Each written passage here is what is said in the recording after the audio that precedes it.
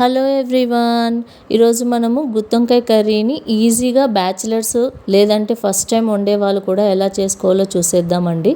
ముందుగా మనము వేయించి పెట్టుకున్న పల్లీలను ఒక మిక్సీ జార్లో తీసుకోవాలి.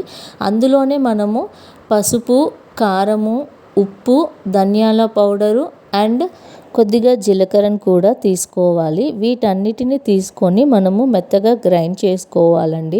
ఇలా గ్రైండ్ చేసి పక్కన పెట్టుకుంటే మనకు గుత్తొంకాయ కర్రీ అనేది ఈజీగా అయిపోతుంది.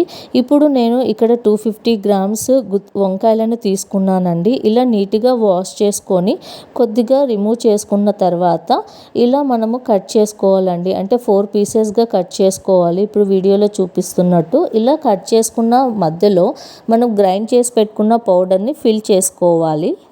ఇలానే అన్ని వంకాయలను సేమ్ ప్రాసెస్లో మనము 4 పార్ట్స్గా డివైడ్ చేసుకొని మధ్యలో ఈ పౌడర్ని ఫిల్ చేసి పక్కన పెట్టుకుంటే సరిపోతుందండి. మనము వంకాయలను అనేది ఇలా పౌడర్ చేసుకున్న తర్వాతనే మనము కట్ చేసుకోవాలి. లేదు అంటే మనకు వంకాయలు మధ్యలో కలర్ అనేది చేంజ్ అవుతుంది.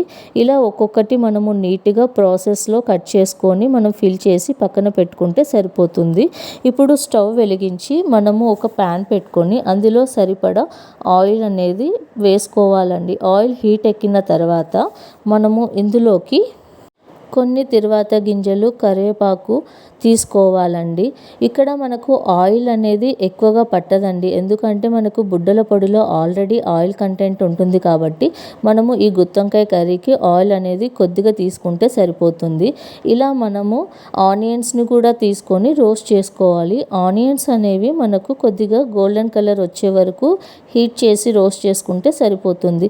ఇలా మనకు గోల్డెన్ కలర్ వచ్చిన తర్వాత మనము ఫిల్ చేసి పెట్టుకున్నాం కదండి వంకాయలను, వాటిని కూడా తీసుకొని ఆయిల్లో ఒక 3 to 4 మినిట్స్ మనకు మగ్గనివ్వాలి. ఎందుకంటే ఇలా మగ్గనివ్వడం వల్ల మనకు వంకాయ అనేది టేస్ట్ చాలా బాగొస్తుంది. ఇక్కడ చూడండి కలర్ అనేది ఎలా చేంజ్ అయ్యిందో గుత్తొంకాయ. ఇలా మనము ఆయిల్లో కొద్దిగా మగ్గిన తర్వాత ముందుగా నానబెట్టుకున్న చింతపండు రసాన్ని కూడా యాడ్ చేసుకోవాలండి. ఇప్పుడు మనకు మిగిలిన పౌడర్ ఉంటుంది కదా, అంటే ఫిల్ చేసిన తర్వాత రిమైనింగ్ పౌడర్ని కూడా యాడ్ చేసుకొని సరిపడా వాటర్ని తీసుకొని మనము మూత పెట్టేసుకోవాలండి. మనకు ఇక్కడ బాగా మిక్స్ చేసుకోవాలి. అంటే మనకు చింతపండు రసము, ఈ పౌడరు అవన్నీ బాగా కలిసేలా ఒకసారి గరిటె తీసుకొని మొత్తం కలుపుకోవాలి. ఇలా కలుపుకున్న తర్వాత మనము కుక్కర్కి మూత పెట్టేసుకుంటే సరిపోతుంది. మనకు స్టవ్ అనేది మీడియం ఫ్లేమ్లో 2 విజిల్స్ ఇస్తే సరిపోతుందండి. చూడండి కర్రీ ఎంత బాగా రెడీ అయిపోయిందో, టేస్ట్ కూడా చాలా బాగుంటుంది.